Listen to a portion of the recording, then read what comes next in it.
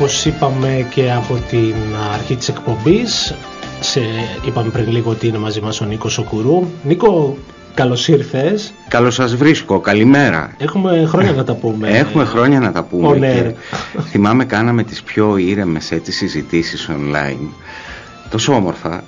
Χαιρόμαστε πάρα πολύ που έχουμε τη δυνατότητα να μιλήσουμε και να πούμε ότι αυτό που ακούσαμε είναι από το soundtrack, ας πούμε, της νέας ταινίας. Είναι οι τίτλοι έναρξης, τίτλοι αρχής της ταινίας Σκοτωδίνη. Λοιπόν, σε μουσική του Γιάννη Παπαδημητρίου. Η Σκοτωδίνη, λοιπόν, να πούμε στους φίλους ακροατές ότι ήρθε η ώρα να προβληθεί στην πόλη μας αυτή η ταινία. Ναι, ένα χρόνο μετά αφότου κυκλοφόρησε. Δευτέρα, Τρίτη, Τετάρτη, θα το ξαναπούμε βέβαια, ναι, αλλά ας το πούμε πολλές φορές για να γίνει όσο το δυνατόν πιο γνωστό. Δευτέρα 3, Τρίτη 4, Τετάρτη 5 στην επάνω αίθουσα του Ολύμπιον. Του Ολύμπιον στις 8 η ώρα το βράδυ. Στις 8 η ώρα το βράδυ. Με είσοδο 3 ευρώ, τα οποία 3 ευρώ θα πάνε στις ανάγκες του σινεμά, τις οικονομικές ανάγκες του σινεμά, γιατί πρέπει όσο μπορεί ο καθένας μας να ενισχύσει το μοναδικό σινεμά της πόλης. Και με έναν κουμπαρά που θα είναι στην είσοδο, γιατί οι πυροβολές γίνονται σε συνεργασία με τη Διεύθυνση Κοινωνικής Προστασίας και Παιδείας του Δήμου Κοζάνης, όπου κοιτάμε να μαζέψουμε ένα αξιοπρεπές ποσό για να δοθεί η κοινωνική λειτουργία της υπηρεσίας, επειδή γνωρίζουν θα το διαθέσουν σε οικογένειες που αδυνατούν να ανταπεξέλθουν.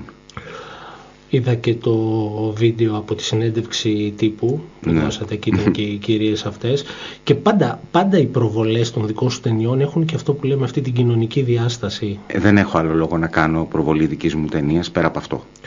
Πρέπει να σημειωθεί αυτό και είναι κάτι πολύ σημαντικό, ότι πάντα θέλεις να έχεις και αυτό το ρόλο της προσφοράς. Δηλαδή δεν είναι μόνο ότι κάνω ταινίες για μένα ή για 50-100 άτομα. Μα και οι ταινίες γίνονται για κάποιο λόγο. Για να θίξουμε κάποιο θέμα της εποχής μας, κάποιο φλέγον θέμα που πιθανόν να μην έχουν μπει σε διαδικασία άλλοι κινηματογραφιστές να ασχοληθούν. Και ταυτόχρονα και η στήριξη του μοναδικού, όπως είπες, κινηματογράφου στην πόλη μας είναι μια άλλη διάσταση, πολύ σημαντική. Είναι νομίζω υποχρέωσή μας. Και ήταν και συγκινητικό αυτό που είπες στη συνέντευξη τύπου, ότι αφιερώνεις αυτές τις προβολές και στη μνήμη του... Μα ξέρεις κάτι, όταν μπήκα στο σινεμά, είχα πολύ καιρό να πάω γιατί πλέον αποφεύγω. Για κάποιο θέμα δικό μου δεν μπαίνω σε κλειστούς χώρους. Ναι. Με το που μπήκα αισθάνθηκα κάτι να μου λείπει. Για μένα πάντα το σινεμά, το Ολύμπιον, ήταν Τέλης Χαλκίδης. Ο φίλος μας αυτός, ο συνοδοιπόρος, που από τη δεκαετία του 90 θυμάμαι που έκανε εκείνες τις τηλεοπτικές εκπομπές τότε. Συνεντεύξεις και όχι μόνο συνεντεύξεις, παρουσιάσεις μέσα στο σινεμά. Ήτανε πάντα δίπλα μου. Πάντα. Βέβαια συνεχίζουν τα παιδιά του. Μακάρι και να το συνεχίσουν και καλή δύναμη τους εύχομαι και πολύ ορθώς πράττουν. Ωστόσο ήταν συγκινητική αυτή η αναφορά. Λοιπόν, τώρα να έρθουμε στην ταινία. Ναι. Είπες ότι είναι μια τρομακτική ταινία. Αυτό λίγο μας φόβησε. Τι εννοείς? Ναι, είναι ταινία thriller με πολλά στοιχεία τρόμου. Θέλησα να παρουσιάσω ένα θέμα που μας αφορά όλους, την εγκληματικότητα και πόσο αυτή κορυφώνεται στις μέρες μας όσον αφορά την κοινωνική και πολιτική μας ζωή. Είναι η πραγματικότητά μας. Οπότε μόνο τρομακτικά μπορούσα να το παρουσιάσω. Δεν θα το παρουσίαζα πιο ήπια. Είναι ίσως ό,τι πιο ακραίο έχω κάνει. Και επίσης έχει και πολλές σκηνές τύπου κασκαντέρ, δηλαδή κάνω τον κασκαντέρ. Πέτω σε κάτι κεραμίδια, ας πούμε. Δηλαδή έχω κάνει τρελά πράγματα για αυτή την ταινία. Ήταν και σκηνές επικίνδυνες, δηλαδή. Ναι. Ήταν. Αλλά εντάξει. Κυβέρνηση και σωματική σου ακεραιότητα, δηλαδή. Εντάξει, μια φορά το κάνουμε, να το κάνουμε σωστά. Και μάλιστα έχω και ένα backstage από αυτό, ότι είχαμε κάνει τις σκηνές με τα κεραμίδια με τον Κωνσταντίνο τον Μανουσαρίδη, τον διευθυντή φωτογραφίας, και κάπου του λέω: ρε εσύ Κωνσταντίνε, εκείνη η σκηνή που περπατάω κάπου επάνω στα κεραμίδια δεν μου άρεσε, να κανονίσουμε μια άλλη μέρα να το ξαναγυρίσουμε. Με κοιτάει λίγο ο Κωνσταντίνος, μου λέει: Νίκο, ήταν μια χαρά. Εγώ επέμενα: ξέρεις, πρέπει να το ξανακάνουμε ρε εσύ. Νικό, εντάξει, ας το σκεφτούμε λίγο.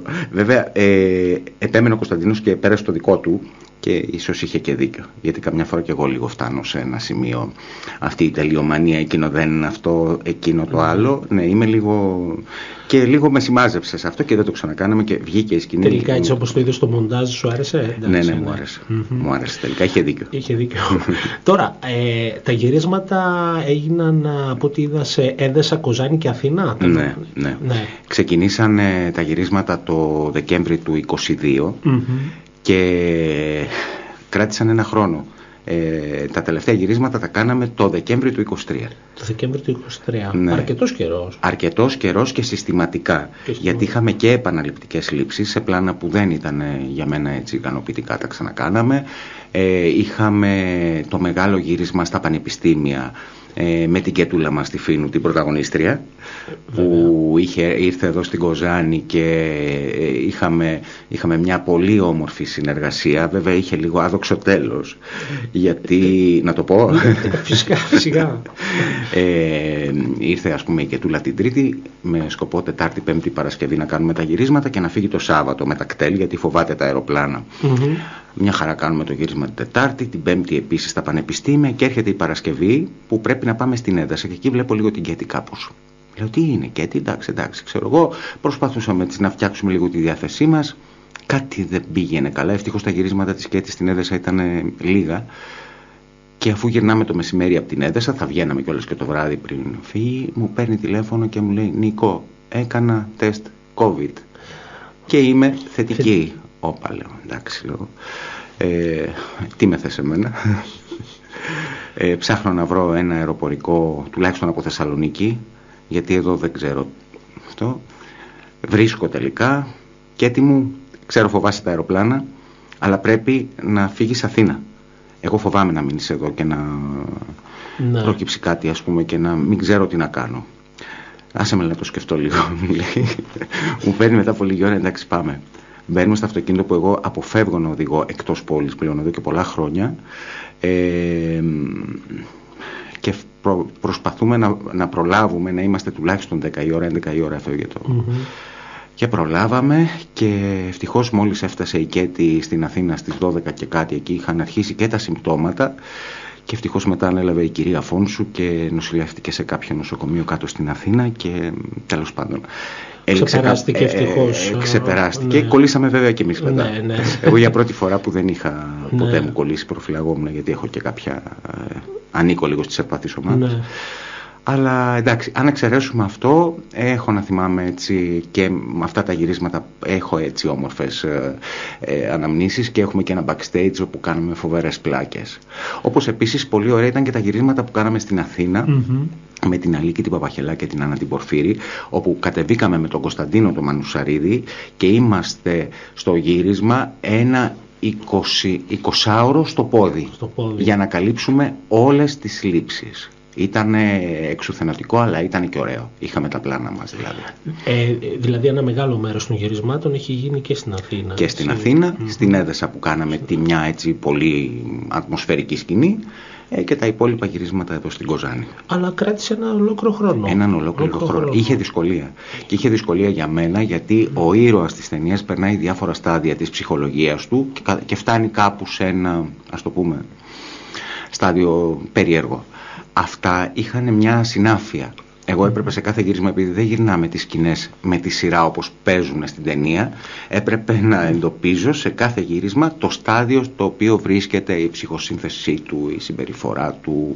Αυτό ήθελε και πολλές επαναλήψεις. Και είχαμε δηλαδή πολλές απαιτητικά γυρίσματα. Απαιτητικά, ναι. Και υποκριτικά και τεχνικά και απ' όλα. Η διάρκεια της ταινίας, Νίκο, πόσο... Είναι 81 λεπτά και μάλιστα είναι από τις ταινίες που έκανα έτσι σκληρό μοντάζ. Δηλαδή έκοψα περίπου από αυτό που είχα βγάλει αρχικά, έκοψα ένα 20 λεπτό. Ήταν 100 λεπτά και το έκανα 81. Μάλιστα. Αυτή η ταινία λοιπόν, όπως είπες, ολοκληρώθηκε στις αρχές του 20... το Δεκέμβρη του 23. Το 23, δηλαδή είναι μια ταινία που έχει σχεδόν 2 χρόνια από τότε. Και παραπάνω για μένα που έκανα και στην αρχή την προετοιμασία, παραπάνω από 2 χρόνια ίσως. Βέβαια, έχεις ετοιμάσει και άλλη ταινία. Τώρα μην τους μπερδέψουμε. Ναι, πολλοί κόσμος τις μπερδεύει και ναι, αυτό δεν είναι καλό. Εμείς τώρα μιλάμε για την προηγούμενη. Την περσινή μας ταινία. Η Σκοτωδίνη είναι η περσινή, όχι τωρινή. Γιατί. Όχι αυτή με τα δέσποτα. Όχι αυτή με τα δέσποτα. Ναι, η άλλη με το κοινωνικό έγκλημα κλπ. Ακριβώς. Μιας και κάναμε αυτή την παρένθεση, η ταινία με τα δέσποτα, Νίκο, πότε υπάρχει σχέδιο να προβληθεί? Δεν ξέρουμε ακόμα, είναι πολύ νωρίς. Μην ξεχνάμε, εδώ και 1 μήνα την κυκλοφορήσαμε. Θα υποθέσω μέσα στο 26. Θα δούμε τώρα. Εντάξει, αλλά το θέμα είναι ότι αυτή τη στιγμή επικεντρώνεσαι στην προβολή. Στη Σκοτωδίνη, ναι, γιατί εντάξει, είναι και μια μεγάλου μήκους ταινία. Είναι μια ταινία που μας την έχουν φρακάρει από πολλά εδώ στην Ελλάδα. Ενώ έξω πάει μια χαρά. Ναι, έχει συμμετάσχει σε πάρα πολλά φεστιβάλ. Ναι, για 1 χρόνο, δηλαδή τώρα 13 νομίζω, και ένα 14ο που είχα την ενημέρωση σήμερα το πρωί και θα μου στείλουν και βραβείο. Δηλαδή έχει μέχρι στιγμής αποκομίσει 5 βραβεία καλύτερου θρίλερ. 1 βραβείο πρώτου αντρικού και 1 βραβείο διεύθυνση φωτογραφίας για τον Κωνσταντίνο το Μανουσαρίδη. Δεν είναι λίγο αυτό. Θα θέλουμε λίγο να μας πεις αυτό, γιατί για τα θέματα αυτά εδώ μέσα στην Ελλάδα. Υπάρχουν αυτά, δεν είμαι και ο μόνος που τα έχει μπροστά του και δεν είναι και η πρώτη φορά που τα αντιμετωπίζω. Εννοείς ότι βρίσκει εμπόδια ένας ανεξάρτητος κινηματογραφιστής στην Ελλάδα? Κλειστές πόρτες, όχι εμπόδια, κλειστές πόρτες. Στην αρχή, αν καταφέρεις και κάνεις μια δημόσια προβολή της ταινίας σου κλπ. Και θα ασχοληθούν περιφρονητικά, απαξιωτικά. Δηλαδή σου ακυρώνουν το εγχείρημα από την αρχή, δεν σου κάνουν καν κριτική. Θεωρούν δηλαδή ότι οι ταινίες σου δεν είναι άξιες της κριτικής τους. Οι δήμονες. Υπάρχει ένας ελιτισμός. Πρόβλημά τους. Ναι. Ένας ελιτισμός, θα έλεγες, ένας σνομπισμός. Χειρότερο από σνομπισμό, δεν είναι απλά σνομπισμός. Ναι. Δηλαδή φτάνει σε σημείο βρισιάς το γραφόμενο κάποιον. Ευτυχώς όμως είχαμε και καλές κριτικές από άλλους κριτικούς, εδώ Έλληνες. Και κρατάει λίγο το αντίβαρο αυτό. Το αντίβαρο. Αλλά δεν με ενδιαφέρει εδώ και πολλά χρόνια. Αυτό ήταν από την αρχή, δηλαδή, με το που βγήκαμε. Από την Ουτοπία δηλαδή τα έχουμε αυτά. Να πούμε στους φίλους ακροατές ότι αυτή είναι η 3η μεγάλου μήκους. Η 3η μεγάλου μήκους και η 14η κατά σειρά ταινία μου με τις μικρού μήκους. 14η, είναι εντυπωσιακός ο αριθμός. 15 χρόνια συμπληρώνω. Ναι, δηλαδή. Κάτσε, να το πάρουμε λίγο από την αρχή. Πότε ήταν η πρώτη να η πρώτη ναι. Ήταν το 11, την οποία δεν κυκλοφορήσαμε ποτέ. Είχα αποφασίσει ότι η ταινία γυρίστηκε, είχαμε κάνει τόσο κόπο. Έθιγε και αυτή ένα κοινωνικό, οικονομικό θέμα, το οποίο όμως η εξέλιξη των πραγμάτων ήταν τόσο γρήγορη τότε που το θέμα ήταν άκυρο. Σε σχέση με ξεκινήσαμε το 11, το 12, όπα. Με αυτά που τότε είχαμε πολλές αλλαγές. Βέβαια. Και το θέμα ήταν αντί να δίνει κάποια λύση, ήταν δηλαδή άκυρο εντελώς την άλλη. Μιλάμε τώρα για την είσοδο της χώρας στην οικονομική κρίση του 10 και αυτά τα σκληρά χρόνια που ακολούθησαν. Δεν μπορούσες να πιάσεις τότε τις εξελίξεις. Οπότε το 12 γυρίσαμε την πρώτη ταινία μου, το Σκοτάδι, που κυκλοφόρησε το 2013 και από εκεί ξεκίνησε όλη η ιστορία. Να πούμε ότι οι 3 μεγάλου μήκους ταινίες, και θυμίσετε λίγο, είναι Νικό, η Ουτοπία που κυκλοφόρησε το 2016, Ουτοπία παραμύθι για ενήλικες, η Ουτοπία είναι Adults Fairy Tale. Το Μια νύχτα στην κόλαση, ένα το 19 νομίζω. Το 19 ήταν αυτό και είχαμε μιλήσει και για τις δεύτερες ταινίες. Ακριβώς. Μεσολάβησε βέβαια και το Δεν υπάρχει οξυγόνο, που είναι μεσαίου μήκους, δεν είναι μεγάλου, το 21, και που αυτό το ολοκληρώσαμε μέσα στην πανδημία, αν θυμάσαι είχαμε μιλήσει γι' αυτό. Βέβαια. Και τώρα το 24 η Σκοτωδίνη. Η 3η μεγάλου μήκους και τελευταία. Δεν έχω σκοπό να κάνω άλλη ταινία μεγάλου μήκους. Αυτή που θα έρθει... Αυτή που θα έρθει, που κυκλοφορούμε τώρα, είναι μικρού μήκους. Τα τέρατα, γιατί μιλάμε για τα τέρατα. Ναι, μάλιστα, είναι μικρού μήκους τα τέρατα. Και νομίζω έτσι θα κινηθούμε από εδώ. Αυτή η απόφαση σου, Νίκο, να μην ξανακάνεις μεγάλου μήκους ταινία, πού οφείλεται? Οφείλεται στο ότι όσο περνάει ο καιρός, τα πράγματα δυσκολεύουν όλο και περισσότερο. Και εμείς ως άνθρωποι έχουμε δυσκολέψει, και εγώ προσωπικά. Πρώτος εγώ και κυρίως εγώ έχω δυσκολέψει. Έχω απαιτήσεις. Και μια σωματική εννοείς κούραση? Όχι, καθόλου. Όταν το μυαλό παίρνει αποφάσεις, το σώμα ακολουθεί. Όσο και αν λέμε, όσο η ψυχή θέλει το σώμα. Αλλά το σώμα ακολουθεί. Σε μένα αυτό συμβαίνει. Έχω μεγάλο άγχος, μεγάλο στρες για κάτι. για μεγάλου μήκους. Ξέρεις, όσο προχωράμε και αυτό ασχολείται και περισσότερος κόσμος, υπάρχει και αυτή η ανασφάλεια αν θα είναι σωστό το αποτέλεσμα. Σε μια μικρού μήκους ταινία αυτό μπορώ να το ελέγξω πιο εύκολα. Στη μεγάλου μήκους είναι πιο δύσκολα τα πράγματα. Κακά τα ψέματα. Είναι μεγάλος ο αγώνας όταν αναλαμβάνεις όλη την παραγωγή, τη σκηνοθεσία, από το Α στο Ω. Δεν γίνεται να το κάνει ένα άτομο αυτό πια. Είναι και δύσκολες οι συνθήκες, οικονομικές, διαθεσιμότητα ανθρώπων, όλα αυτά. Εντάξει, ποτέ μιλες ποτέ βέβαια. Ποτέ δεν λέω ποτέ. Γιατί μπορείς στην πορεία να το αναθεωρήσεις, δηλαδή να σου έρθει μια ιδέα ή αλλά ναι, νομίζω το πιο σωστό και σοφό θα ήταν αυτό. Αυτή τη στιγμή δηλαδή η σκέψη σου είναι ότι θα συνεχίσει με μικρού μήκους ταινίες. Οπότε είναι μια ευκαιρία να απολαύσουν την τελευταία μεγάλου μήκους ταινίες αυτό το τριήμερο. Μάλιστα. Να κάνουμε μια μικρή παρενθεσούλα, Νίκο, να πάρουμε μια ακόμη γεύση από τη μουσική της ταινίας. Βέβαια. Ξεκινήσαμε με τους τίτλους. Τώρα σειρά έχει ένα δεύτερο ορχιστρικό θέμα. Ο Γιάννης ο Παπαδημητρίου έχει κάνει μια καταπληκτική δουλειά και αν θέλεις να μιλήσουμε γι' αυτό μετά το μουσικό κομμάτι. Χρήστο, να πάμε στο επόμενο.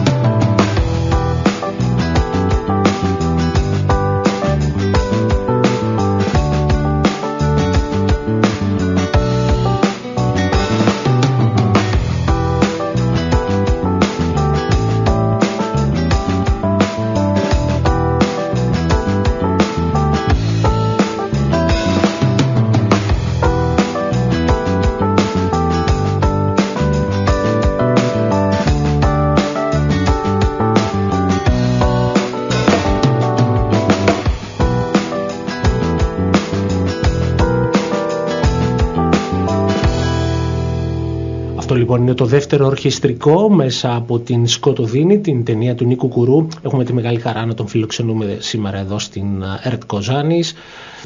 Εντάξει, δεν είναι μια τυπική συνέντευξη, είναι οικείο πρόσωπο, είναι φίλος, είναι συντοπίτης και δεν θέλουμε να σας κουράσουμε πάρα πολλές λεπτομέρειες, αλλά θέλουμε να τα πούμε αναλυτικά για αυτή την ταινία. Είπαμε αρκετά για το πώς γυρίστηκε, για τα θέματα που υπήρχαν. Κάναμε βέβαια και πιο γενικές προεκτάσεις στην κουβέντα μας, λέγοντας ο Νίκος για τα προβλήματα που αντιμετωπίζει ένας ανεξάρτητος κινηματογραφιστής. Πολλό δε μάλλον όταν αυτός ο κινηματογραφιστής δραστηριοποιείται στην ελληνική επαρχία. Παίζει και αυτό ένα ρόλο. Δεν είμαι ο μόνος βέβαια. Υπάρχουν πολλοί κινηματογραφιστές σήμερα που δραστηριοποιούνται στην επαρχία και κάνουν και έχουμε καλά αποτελέσματα. Ναι, απλά όταν είσαι μακριά από τα... Αλλά για όλους εμάς αυτό που θέλω να τονίσω, μπορεί ας πούμε να παίζει η ταινία σε φεστιβάλ, να αποκομίζει και διακρίσεις κλπ. Η διανομή είναι το πρόβλημα. Εκεί κόβεται. Μας κόβουν. Πρέπει δηλαδή εγώ ο ίδιος να μπω στη διαδικασία που μου είναι πολύ δύσκολο και δεν έχω και ταλέντο να το κάνω, να σου πω την αλήθεια. Να έρχομαι σε συνεννόηση με σινεμά της χώρας, προκειμένου η ταινία να παίξει και στους κινηματογράφους, γιατί οι προϋποθέσεις τεχνικές που κάνουμε τις ταινίες αυτές δεν είναι να παίζουν σε έναν υπολογιστή, σε ένα κινητό, είναι κινηματογράφου. Αυτό δυστυχώς θέλει πάρα πολύ κόπο. Εγώ δεν είμαι καλός σε αυτό, να το αναλάβω. Οι προηγούμενες δύο μεγάλες ταινίες, Νίκο, που έκανες, είχαν κάνει. Εκτός από την Κοζάνη, πού παίχτηκαν? Είχαν παιχτεί και Αθήνα. Και σε άλλες πόλεις της Ελλάδας, η Ουτοπία δηλαδή και Κρήτη και το Μια νύχτα στην κόλαση και Θεσσαλονίκη είχε κάνει μια προβολή, διάφορα. Αλλά το Μια νύχτα στην κόλαση είχε την ατυχία ότι ενώ προγραμματίζαμε και σε κάποιες πόλεις, έπεσε η πανδημία μετά. Και έκοψε τα πάντα. Η Ουτοπία είχε παίξει σε αρκετές πόλεις βέβαια, και κάτω Πελοπόννησο και Όσον αφορά τα κινηματογραφικά, εδώ στη Δυτική Μακεδονία αίθουσα υπάρχει στην Πτολεμαΐδα, νομίζω. Νομίζω έχει. Ναι. Έχει ναι. Και στην Καστοριά, νομίζω υπάρχει. Και εκεί έχω την εντύπωση. Ναι. Φλόρινα Γρεβενά. Δεν γνωρίζω. Ναι. Δεν γνωρίζω. Θέλω να πω τι γίνεται σήμερα. Ναι, δηλαδή. θέλω να πω ότι δεν υπάρχουν και πολλές αίθουσες πλέον. Πλέον, ναι. Είναι και αυτό ένα θέμα. Αλλά υπάρχουν πνευματικά κέντρα, υπάρχουν δηλαδή, αν δεν είναι κινηματογράφος, ναι. είναι κάτι που μπορεί να γίνει μια προβολή ταινίας. Ναι. Ναι. Τώρα υπάρχουν κάποια σχέδια συγκεκριμένα που θέλεις να προβληθεί ή βλέποντας την πορεία? Κάτι ψηλοσυζητώ, δεν ξέρω όμως ακόμα να πω κάτι. Αυτό που είναι το μόνο σίγουρο είναι το τρίμερο που έχουμε ναι. Δευτέρα, Τρίτη ναι. και Τετάρτη. Όπως είπαμε 8 η ώρα. 8 η ώρα το βράδυ στην επάνωθα του Κινηματοθέατρου Ολύμπιον. Να πούμε λίγο για τη μουσική που ακούσαμε πριν. Ήθελα λίγο αυτό να το πω. Ο Γιάννης είναι ο Παπαδημητρίου. Ο Γιάννης είναι ένας τακτικός συνεργάτης. Με τον Γιάννη κάναμε τις περισσότερες ταινίες μαζί. Στη μουσική εννοώ, και πάντα στο συγκεκριμένο κομμάτι της μουσικής ήμουνα τυχερός. Πάντα στις ταινίες μου είχα πολύ άξιους μουσικούς. Εκτός από το Γιάννη, ας πούμε, να θυμηθώ τον Λάζαρο, τον Σαμαρά, τον Στάθη τον Άνινο, που ο Στάθης έκανε τη μουσική και από την τελευταία μας ταινία, τον Σταύρο τον Παπασταύρου στο Δεν υπάρχει οξυγόνο και στο Σινεφίλ Κουαραντίν, Οδυσσέας Δακτυλάς, κάποιον θα ξεχάσω τώρα και δεν. Αλλά πάντα όλοι τους ήταν εξαιρετικοί. Δηλαδή, έτσι και ο Γιάννης εδώ σε αυτή τη συνεργασία, του έκανα έτσι παραγγελία, του λέω θέλω η μουσική να θυμίζει κάτι από γαλλικό φιλμ νουάρ της δεκαετίας του 70. Το πέτυχε. Δηλαδή, η ατμόσφαιρα είναι ευδιάκριτη. Ναι. Όπως ας πούμε και στην Ουτοπία που του είχα πει θέλω να θυμίζει κάτι από δεκαετία 20. Ξέρεις, είναι σημαντική η μουσική, είναι σημαντική σε μια ταινία η μουσική. Βέβαια. Και Ηρακλής Προκοπίου επίσης, σε άλλη μια ταινία που είχε κάνει τη μουσική, για να τους λέω και όλους, γιατί είχα την εντύπωση ότι κάποιος μου ξέφυγε. Γενικότερα, Νίκο, αυτή η ταινία από άποψη συντελεστών ήταν πολυάριθμη. 60 περίπου, ναι. Από πολλές πόλεις, όχι μόνο από Κοζάνη και από Αθήνα, και ήταν 60 κοντά. 60. Χρησιμοποίησες και παλιότερους συνεργάτες και νέα πρόσωπα. Βέβαια, ναι. Έτσι. Και πάντα αποκτούμε έτσι και νεότερους συνεργάτες. Δεν είναι καλό να λιμνάζεις τώρα κακή έκφραση, να είναι μόνο ίδιοι και ίδιοι, γιατί ο θεατής θα πει εντάξει, έχει την παρέα του. Εμένα μου αρέσει να χρησιμοποιώ ανθρώπους που έχω ξανασυνεργαστεί μαζί τους και είμαι άνετα μαζί τους και ξέρω ότι θα βγει και σωστά η δουλειά και που έχουν και την καλή διάθεση. Αλλά θέλω και καινούριο κόσμο, όσο και αν είναι και ρίσκο πολλές φορές, γιατί κάποιοι καινούργοι δεν... Ναι, καταλαβαίνω. Να μην λέμε τώρα τα δυσάρεστα. Και κάποιοι δεν ήρθαν και με τις καλύτερες διαθέσεις, να τα λέμε και αυτά. Ήθελα να σε ρωτήσω αυτό, ποιο ήταν το κλίμα των γυρισμάτων? Αυτόν το συγκεκριμένο ήταν εξαιρετικό το κλίμα των γυρισμάτων. Δεν είχαμε... Σε παλιότερες ταινίες είχαμε κάτι ψηλά. Σε αυτό ήταν αρμονικότατο από όλα τα παιδιά. Υπήρχε διάθεση, έτσι. Βέβαια. Ναι. Γι' αυτό και έβγαλα και ένα backstage, δηλαδή, που εκεί βγάζω τη δική μου την αιμονή και ξανά και πόση υπομονή έχουν αυτοί οι άνθρωποι και μ' ανέχονται στα γυρίσματα. Πώς ένα backstage εκεί που πίνεις ένα χυμό που σε ένα καφέ κάπου και επαναλαμβάνεται και ξαναλαμβάνεται. Αυτό εννοούσα. Και η Άννα από δίπλα, καλά με την Άννα, είμαστε και φίλοι πάνω από 25 χρόνια, είχαμε συνεργαστεί στο ΔΠΘ Κοζάνης, η Άννα η Πορφύρη. Είμαστε το ίδιο, έχουμε την ίδια τρέλα, κάναμε πρόβες πόσο καιρό πριν για τις σκηνές μας, γιατί ήταν και αρκετά απαιτητικές οι σκηνές και αν κάποιος μας άκουγε, τις κάναμε πολλές φορές και τηλεφωνικά, γιατί αν μένει Αθήνα εγώ Κοζάνη, και ξανά θα έλεγε αυτή είναι τρελή. Δηλαδή επί 2 ώρες να κάνεις μια σκηνή που στην ταινία κρατάει 1 λεπτό, ας πούμε. Σκέψου πόσες φορές σε 2 ώρες μπορεί να την είχαμε πει. Τέτοια τρέλα κάνουμε με την Άννα. Ένα άλλο που θέλω να σε ρωτήσω, Νίκο, είναι, στο είχα ρωτήσει νομίζω και τότε που όταν μιλούσαμε το 16-19 για την ανταπόκριση εδώ της αγοράς, των επαγγελματιών, γενικότερα υπήρξε βοήθεια, συνάντησες δυσκολίες? Πάντα. Είναι ένα πράγμα που δεν το έχω παράπονο και από φορείς τοπικούς. Όπως είπα και πριν, ας πούμε, τα γυρίσματα της Κετούλας της Φίνου, τα περισσότερα γίναν στο Πανεπιστήμιο της Δυτικής Μακεδονίας. Εκεί οι άνθρωποι μας διαθέσανε όποια αίθουσα θέλαμε, Πήγαμε πόσες ώρες, ρε παιδί μου, τι να πω δηλαδή για αυτά τα παιδιά. Ήταν ο Παναγιώτης ο Κεφαλάς και ο Δημήτρης ο Ταρνανίδης. Ήταν που μας είχαν δώσει το ok και κάναμε δηλαδή πολύ όμορφα γυρίσματα. Και γενικά και σε παλιότερες έτσι, ταινίες και στην Ομαρχία, ας πούμε, που είχαμε κάνει και στην Ουτοπία και τώρα κάναμε και στην Ομαρχία. Έχουμε και εδώ. Και στη Σκοτωδίνη ένα γύρισμα στην Ομαρχία. Στο Μουσείο Μοντέρνας Τέχνης που είχαμε κάνει στο Μια Νύχτα στην Κόλαση, στο Φιλοπρόδο, αν θυμάσαι, πολλά γυρίσματα. Γενικότερα υπάρχουν περισσότερο εξωτερικά γυρίσματα. Σε αυτό, στη Σκοτωδίνη, όχι. Νομίζω μισά-μισά. Περισσότερα τα εσωτερικά.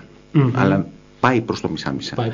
Δηλαδή, και να πούμε και στο Μια Νύχτα στην Κόλαση που είχαμε το Μουσείο της Τατιάνας, της Δερού, της Σιάτιστα. Δηλαδή, πάλι εδώ θα έχω ξεχάσει κάποιον και πάλι θα αισθάνομαι άσχημα μετά όταν το θυμηθώ. Αλλά εντάξει, τουλάχιστον αυτά που θυμάμαι να τα τονίζω. Είχαμε δηλαδή, τι να πω σε αυτό. Θα ήμουν γάιδαρος αν έλεγα το αντίθετο. Τουλάχιστον αυτό είναι έτσι μια νότα αισιοδοξία στο γεγονός ότι υπάρχει αυτή η συμπαράσταση. Υπάρχει συμπαράσταση και αυτή η προσφορά, αυτή η διάθεση της προσφοράς. Εμένα μου αρέσει να υπάρχει αυτό στις ταινίες, γι' αυτό και μου αρέσει να βάζω και πολύ κόσμο. Και ο κόσμος, ας πούμε, κατά 99,9% που έρχεται και συμμετέχει στις ταινίες έχει αυτή τη διάθεση. Αυτή τη φορά στην Πτολεμαΐδα δεν έκανες κανένα γύρισμα εδώ? Δεν προέκυψε. Για τον Χρήστο το λέω αυτό. Δεν προέκυψε. Προέκυψε έτσι. Όχι, αλλά έχουμε κάνει στην Πτολεμαΐδα πολλές φορές. Ξέρω ότι έχεις πολύ καλές σχέσεις και με εκεί πέρα την τοπική κοινωνία της Πτολεμαΐδας. Ο χρόνος περνάει τόσο γρήγορα, έχουμε λίγα λεπτά στη διάθεσή μας, για να πάρουμε και την τρίτη γεύση λίγο από την ταινία. Από τη μουσική του Γιάννη Παπαδημητρίου. Γίνεται το φινάλε. Είναι το φινάλε. Για να το ακούσουμε, Χριστό.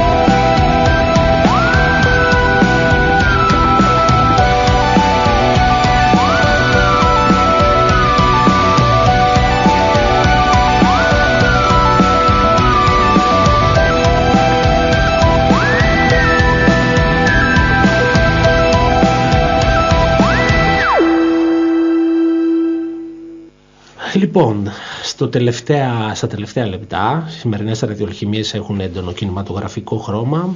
Τα λέμε εδώ με τον Νίκο Κουρού. Λοιπόν, να θυμίσω, η Σκοτωδίνη είναι η τρίτη μεγάλου μήκους ταινία του Νίκου Κουρού. Προβάλλεται στην επάνω αίθουσα του Ολύμπιον, Δευτέρα 3 Νοεμβρίου, Τρίτη 4, Τετάρτη 5, στις 8 η ώρα, Νίκο, έτσι. 8 το απόγευμα, με είσοδο 3 ευρώ. Και έναν κουμπαρά, και ένα κουμπαρά στην είσοδο. Για καλό σκοπό. Για καλό σκοπό. Και τα 3 ευρώ Τα 3 ευρώ στο σινεμά. Στο σινεμά για τα έξοδα Έχει τα λειτουργικά. έξοδα, Έτσι, βέβαια. γιατί η προβολή έχει. Είναι και τεράστιο το σινεμά. Και όσο πιο τεράστιο, τόσο περισσότερα και τα έξοδα. Και καλούμε πραγματικά τον κόσμο να στηρίξει αυτή την προσπάθεια. Και είναι σημαντικό ότι είναι τριήμερο. Δηλαδή ότι κάποιος μπορεί να βρει στις 3 μέρες τη μια από αυτές τις μέρες για να πάει. Ελπίζουμε. Έτσι.